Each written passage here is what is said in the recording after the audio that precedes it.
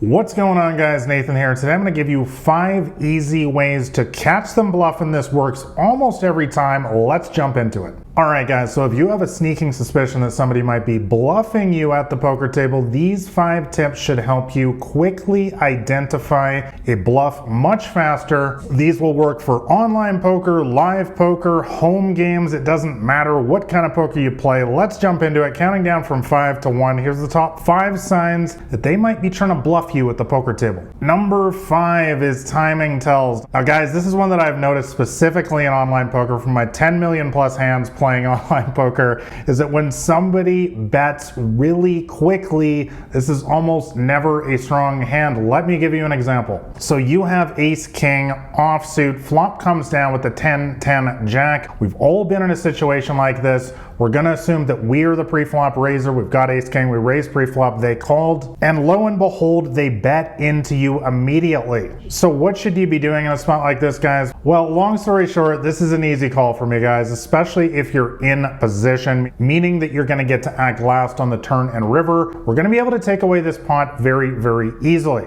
The reason why, guys, is as I mentioned already, when they bet right away without thinking, I'm assuming, you know, they bet within a second or two, this is almost never a really strong hand for the simple reason that if somebody had a 10, for example, on this flop for trips, they would stop and think about it for a sec. They'd spend maybe 5 seconds, maybe 10 seconds thinking about how do I extract the most chips out of this person. They're not going to just jam some chips in there right away. So what I have noticed over the years is that when somebody bets into me, which is against the flow of action, this is almost always from a recreational player, and this is almost always a weak hand. This is a jack at best. This is often some sort of draw like a 9-8. This is a hand maybe like a mid-pocket pair, like a pocket sevens. This is some sort of mediocre hand that wants to see where they're at. So I'm going to make the easy call here. There's not really any point in raising because we're just going to fold out all those bluffs, but we can just go ahead and make an easy call here and we can outplay them with the power of position. Remember, guys, we got 2 really nice overcards with the ace and king. That's 6 outs right there, and we got another 4 outs to the queen, to the nut straight. So this is an easy call. Let's move on to sign number 4 that they're trying to bluff you at the poker table, and that is an overbet from a rec player, recreational player, aka fish. Guys, recreational players, as I talked about in my first book, Crushing the Micro Stakes, they often do the exact opposite of what you should be doing. That is, they will often overbet with their bluffs and they will underbet with their strong hands. So for example, you have jack 10 of diamonds, and by the river, the board reads 10, 7, 8, 4, 3. Fish goes ahead and overbets. Guys, I'm just gonna be calling most of the time in a situation like this because I've seen this so often. I call this the little dog with the big bark syndrome. They think that if they just overbet the pot with their ace 8 here or their 7, 6, that somehow that makes it that they have the nut straight here or something. Guys, I'm not saying that sometimes they're not gonna show up with pocket 8s here or something, but most of the time, in my experience, this is a weak hand. This is a little dog that's barking really loud to get you to go away. Make the easy call. Let's move on to sign number 3 that you can catch them in a bluff, and that is tilt. Guys, this is the easiest way, honestly, to catch somebody bluffing at the poker table. When someone is frustrated, mad, angry, they will often make ridiculous bluffs, and honestly, it doesn't even matter the player type. This can be good players, bad players, mediocre players. Let me give you an example again. You have queen jack offsuit, and the river is a jack 6-6, king 7, and a steaming regular reg who you have put on tilt goes ahead and just jams the river for no specific reason. Guys, I've been in this situation so many times. I've talked about in many of these videos on the channel here that I often go out of my way to put regs on tilt. I also talk about this at length in my brand new Elite Poker Training University. I have an entire video in there talking about how to put people on tilt, and I'll link that up in the description below. You can enroll right now. Enrollment's open. But guys,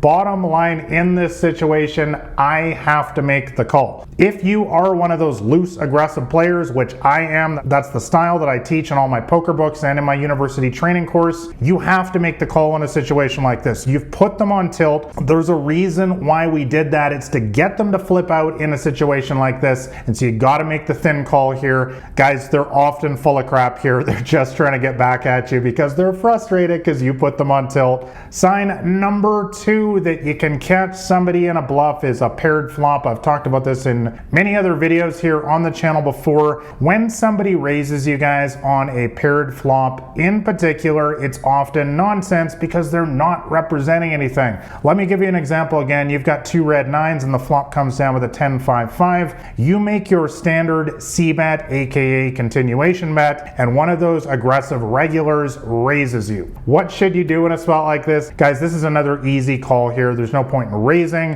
As with a lot of the situations in this video, we don't really want to raise because if they're bluffing, we're just going to fold out their bluffs and we're only going to get action when they actually have the nuts. So you just want to call here. And the reason why this is a bluff, guys, is because they're just not repping anything. Number one, we know that regular players, we're going to assume once again that we raise pre-flop here. We know that regular players are unlikely to call us pre-flop with a hand that has a 5 in it. They could have a 10 in their hand. It's possible, maybe an ace-10 suited or something, but why would a hand like that raise on this flop? It doesn't make a whole lot of sense. A lot of times regs will just flat with that hand, and there's really nothing else on this board, guys. There's no conceivable flush draws or straight draws, so often this is just some sort of ridiculous hand that is, you know, trying to see where they're at once again, and we can just go ahead and make the call here and play some poker. And you know, people often ask me, well, what do you do when they keep betting on the turn and river? I mean, if they can continue betting big on the turn and river, and they've proven to me that they're not a complete maniac in the past, I often will make the fold. But I've seen in situations like this again and again, on these paired flops, people tend to flip out. They tend to take their ace jack or their king jack and just make a raise here for no specific reason. Again, they might be on tilt, they might be a little bit frustrated, so often I'm just going to be making the call here. Again, no point in raising, but let's move on to sign number 1 that you can catch them in a bluff. They might be bluffing you, and this is one that I have talked about endlessly on this channel, and that is that their line doesn't make any sense. Guys, in a nutshell, the easiest way to catch someone bluffing is that the board does not match their range. Now, I've talked about range here on the channel before. I also talk about it in all my books and everything. A range is their entire spectrum of hands. Guys, when someone calls you pre-flop, for example, they're often going to have hands like mid-pocket pairs, small pocket pairs, suited connectors, suited aces. Basically, they're not going to have a whole lot of strong hands like ace-king, ace-queen, pocket aces, pocket kings, pocket jacks, pocket queens, because those hands would typically re-raise you pre-flop. So when they suddenly make a big bet on a board full of Broadway cards like that, it's very often a bluff because it doesn't match their range. Let me give you an example. Once again,